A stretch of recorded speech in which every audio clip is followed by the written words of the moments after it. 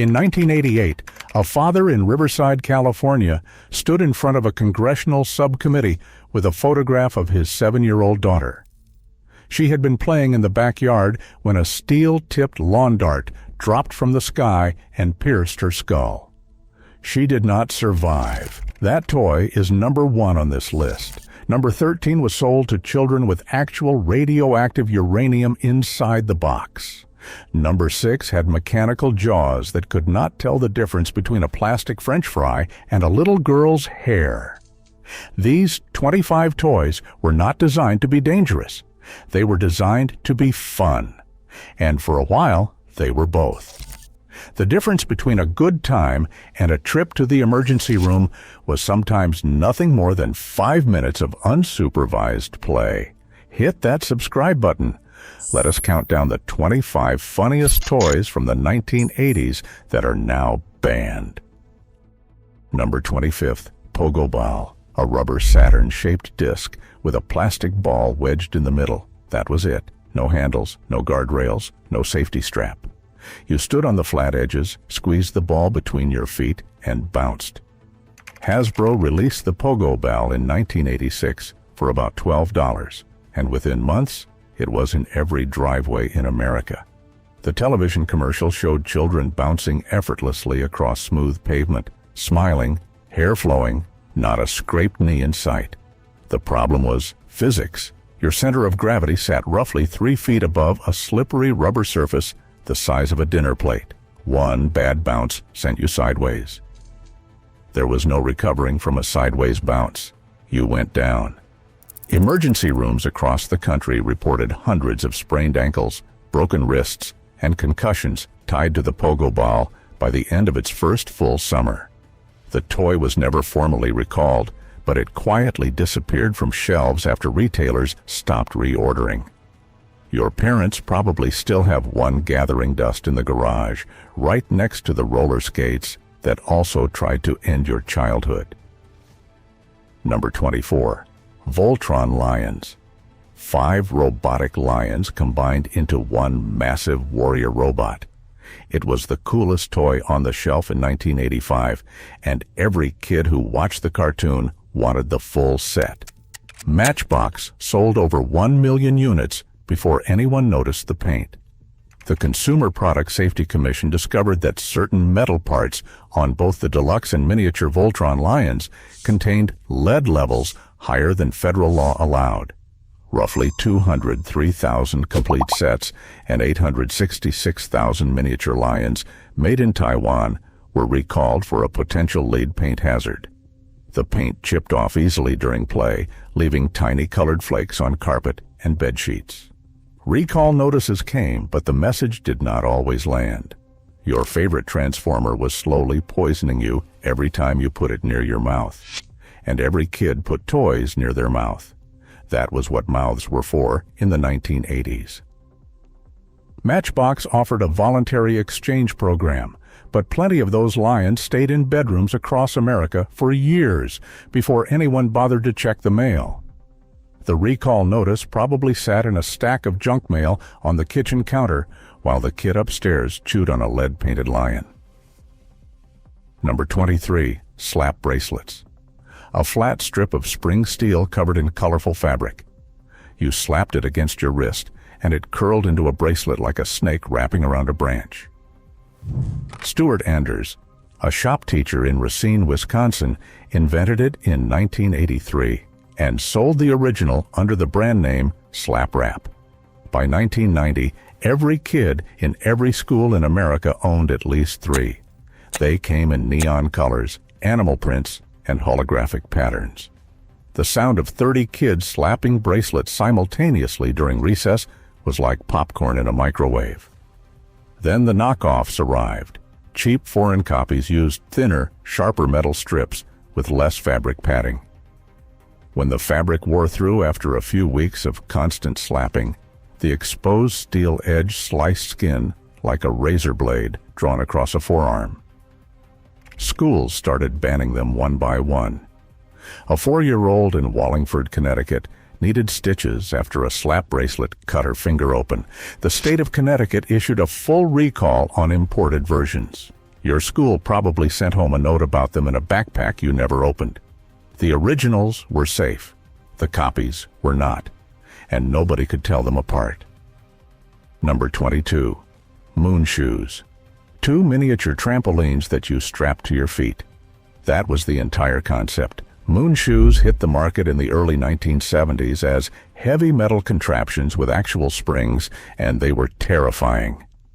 The original version weighed several pounds per shoe and generated enough force to twist an ankle sideways on every other landing. The box showed a child bouncing across the lawn like an astronaut on a lunar stroll.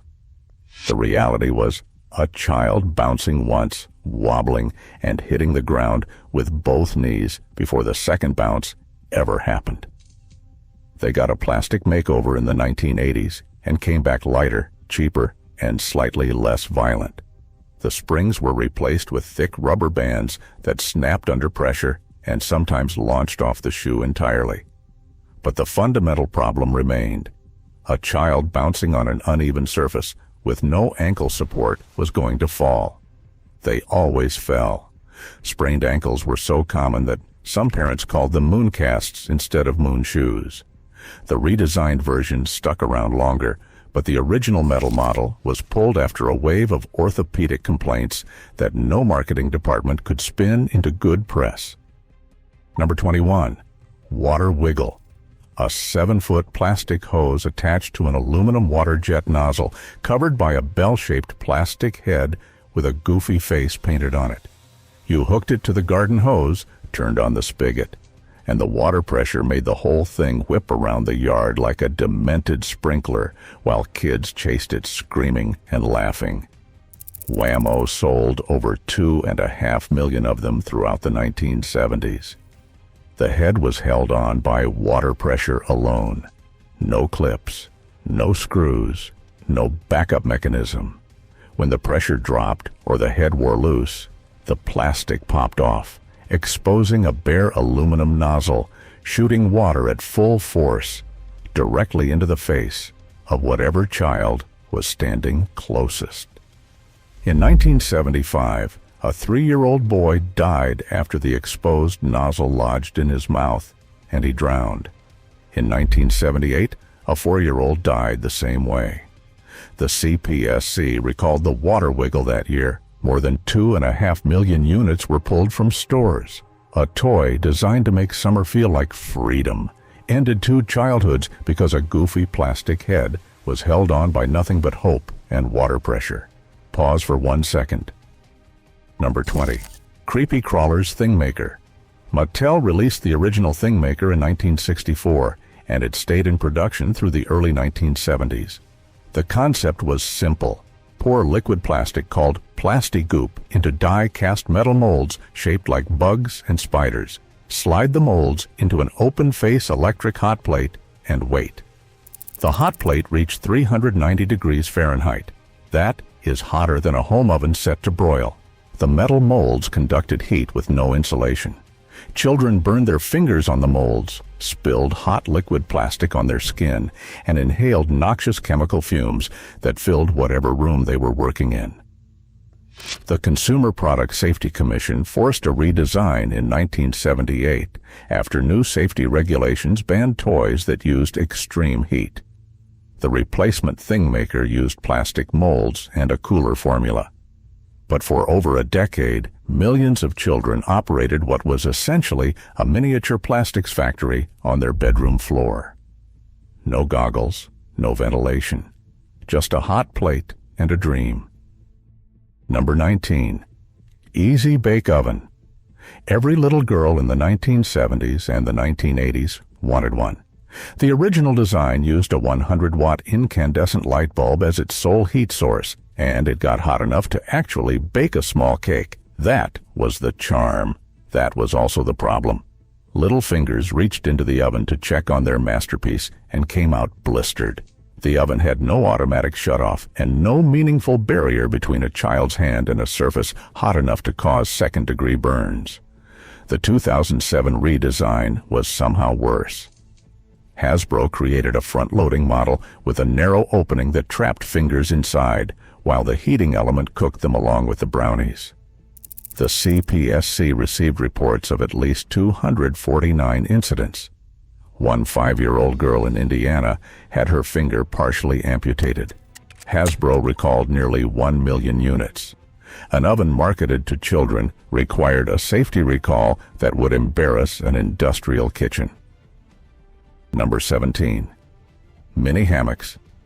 They looked peaceful. A small woven net hammock, usually sold at Big Lots or Odd Lots for $3 or $4, designed to hang between two trees in the backyard for a lazy afternoon nap. They did not have spreader bars to hold the hammock bed open. Without those bars, the netting could collapse and twist around anything inside it. That design flaw was lethal. From 1984 to 1995, the CPSC received reports of 12 children between the ages of 5 and 17 who strangled to death in mini hammocks without spreader bars. The netting twisted around their necks as they climbed in or rolled during sleep. The hammock tightened like a net pulled closed, and a sleeping child could not get free. In 1996, the CPSC and 10 manufacturers recalled over 3 million units, 3 million hammocks, 12 dead children. A product that cost less than a fast food meal and hung from the same trees where children built forts became one of the deadliest toys of its generation. Most parents never heard about the danger until the recall notice arrived in the mail, years after their kids had already outgrown them. Number 16. Soccer boppers. More fun than a pillow fight. That was the tagline, and every kid who saw the commercial believed it completely. 2 oversized inflatable boxing gloves slipped over your fists, so you could punch your sibling in the face with what felt like parental permission. The vinyl gloves absorbed some impact, but a motivated 8-year-old swinging with full force could still break a nose through an inch of air cushion. The commercial showed children laughing as they bopped each other gently on the head.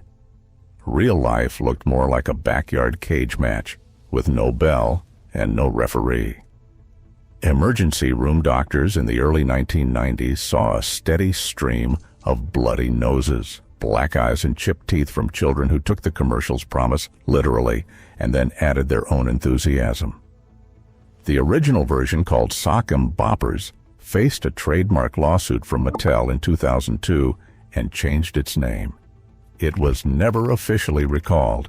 The manufacturer simply argued that punching each other was the whole point, and technically they were right.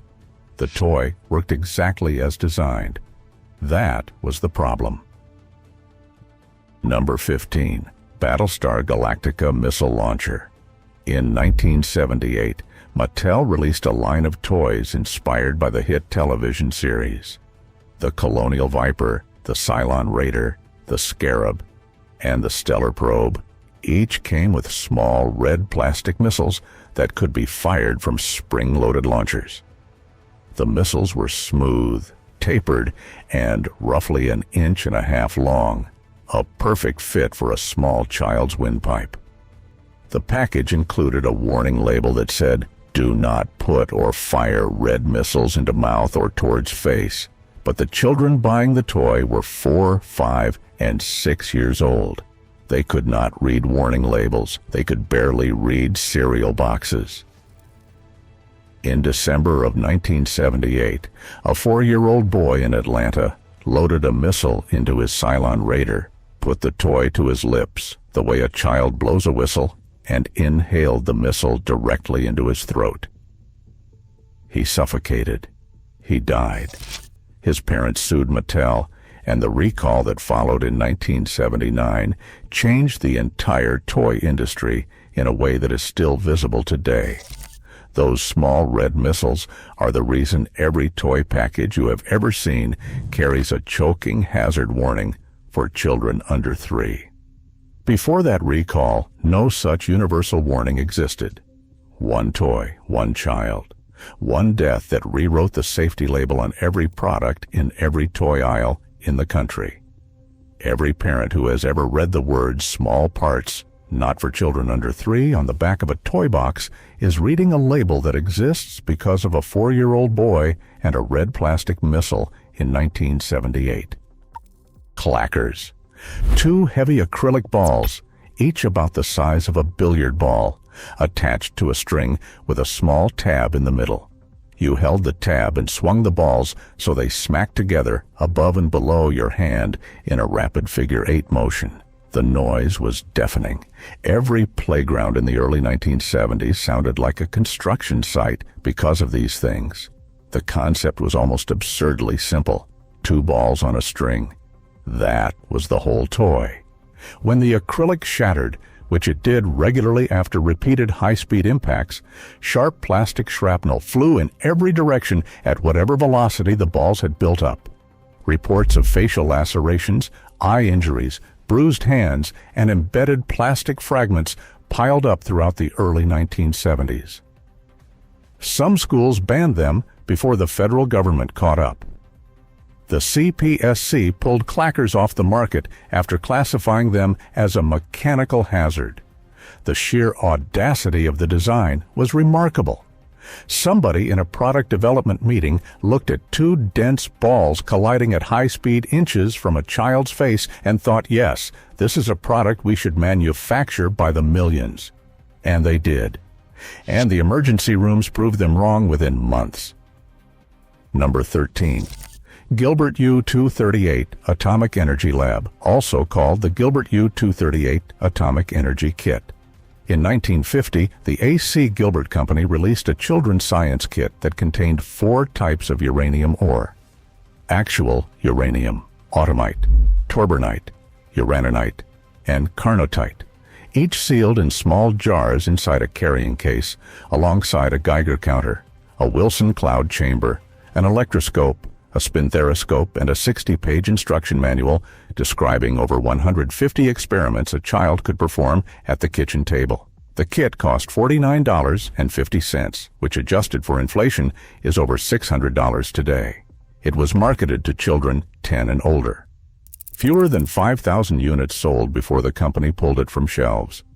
The danger was not the radiation levels, which were low. The danger was that a child could crack open a sample jar, inhale uranium dust, and carry that exposure for the rest of their life. A toy that let your kid handle radioactive material. The 1950s were built differently. Number 11. Johnny Reb Cannon. A miniature Civil War cannon sold to children in the 1960s that fired hard plastic cannonballs up to 35 feet using spring-loaded power. Some versions used actual percussion caps for the firing sound, which meant you got a real bang when you pulled the trigger. You aimed it across the backyard, pulled a lanyard, and watched a projectile the size of a marble launch at a velocity no parent fully appreciated until it hit a window, a car door, or a sibling standing at the wrong end of the yard. The marketing was almost comical in hindsight. Remco, the manufacturer, sold it as a toy for boys age 6 and up. 6. The commercial showed children firing it at each other from opposite sides of a lawn like a Civil War reenactment with live ordnance and no adult supervision anywhere in the frame. No safety goggles, no distance warnings, no suggestion that maybe aiming a cannon at your brother was not the best way to spend a Saturday. Just 2 kids, a working cannon, and the American suburbs of the 1960s. It was pulled from shelves after mounting complaints about eye injuries, broken windows, and dented furniture. But for a brief and glorious window, your Christmas present could fire projectiles across the neighborhood, and nobody called the police. Number 10. Sky Dancers. A fairy doll with foam wings sat on a pull-string base. You yanked the string and the doll launched, spinning into the air, wings rotating like helicopter blades made of foam and rage. Galoob released them in the late 1990s, and the little girls loved them. The television commercial showed the dolls floating gracefully through a sunlit bedroom, spinning in slow motion and landing softly on the carpet. The reality looked more like a projectile with a tiara. Nobody could control where a sky dancer went after launch. The spinning foam wings hit faces, eyes, teeth, walls, ceiling fans, and anything else in their unpredictable flight path. The doll did not glide, it attacked. The CPSC received 170 reports of injuries, including scratched corneas, temporary blindness, broken teeth, facial lacerations, and one mild concussion. In 2000, Galoob recalled nearly 9 million units. 9 million flying dolls were pulled from shelves because they could not be trusted to fly in a straight line. Your daughter launched a plastic fairy into the air, and it came back swinging like a bar fight in Neverland. The gap between the commercial and real life was the widest in toy history. Number 9. Swing Wing. A plastic propeller beanie attached to your head with a chin strap. You whipped your head in circles to make the propeller spin, and the first child to stop spinning lost. That was the game. Whoever gave themselves the worst case of whiplash won.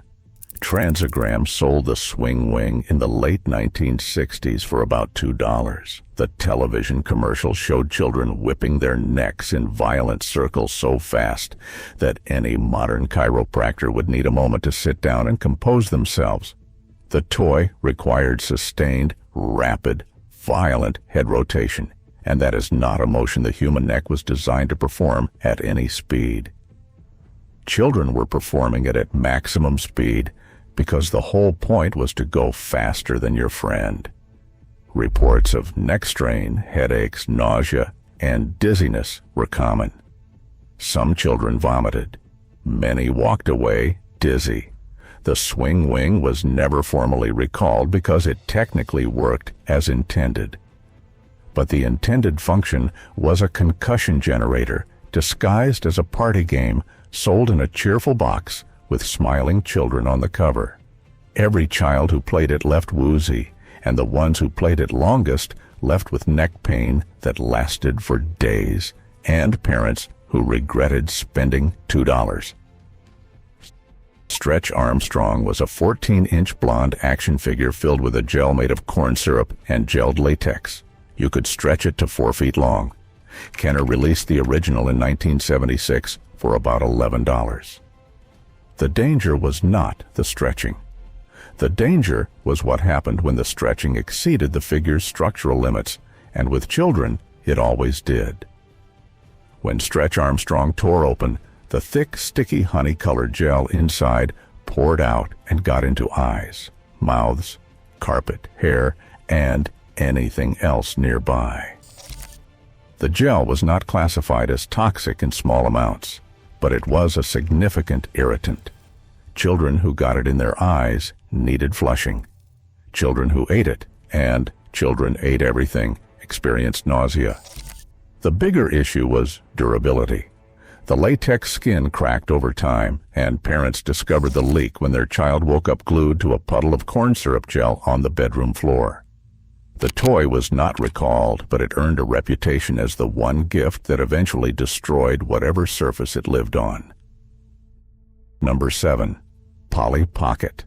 The original Polly Pocket dolls, released by Bluebird Toys in 1989, were tiny.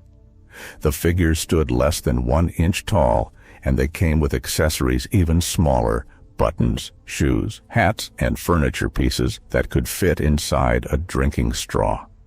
Every piece was a choking hazard for any child under the age of 5, and the toy was marketed to girls as young as 4.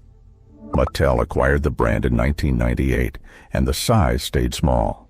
In 2007, Mattel recalled over 4.4 million Polly Pocket playsets after discovering that small magnets embedded in the dolls and accessories could come loose and be swallowed.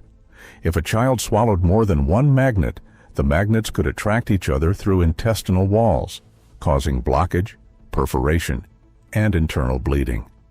At least one child required emergency surgery.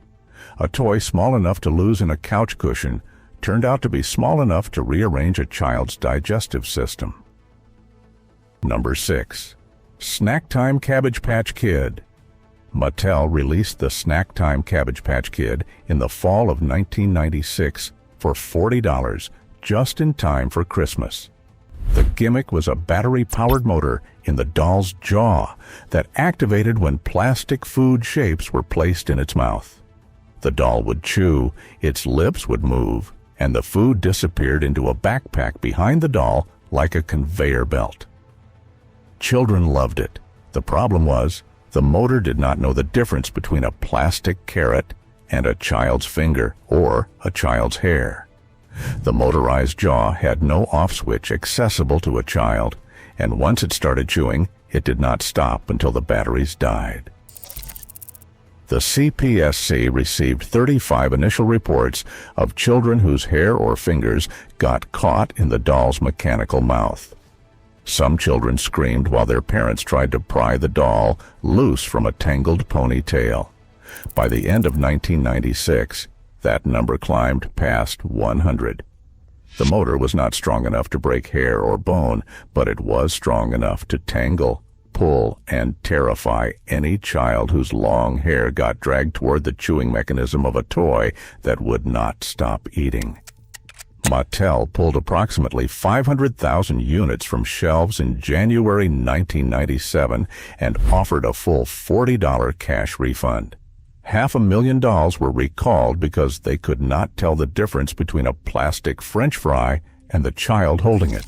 A doll designed to teach nurturing turned into a small kitchen appliance that ate children. Number 5. Aqua Dots. Small, colorful beads that stuck together when sprayed with water. No glue needed, no mess. Children could arrange them into patterns on a tray and create permanent designs with nothing more than a spray bottle and their imagination. Spin Master sold millions of units worldwide in 2007.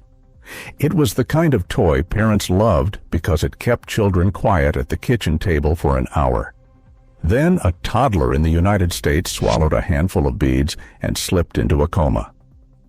Laboratory testing revealed that the coating on the beads, when metabolized in the stomach, converted into gamma-hydroxybutyrate, GHB, the date rape drug.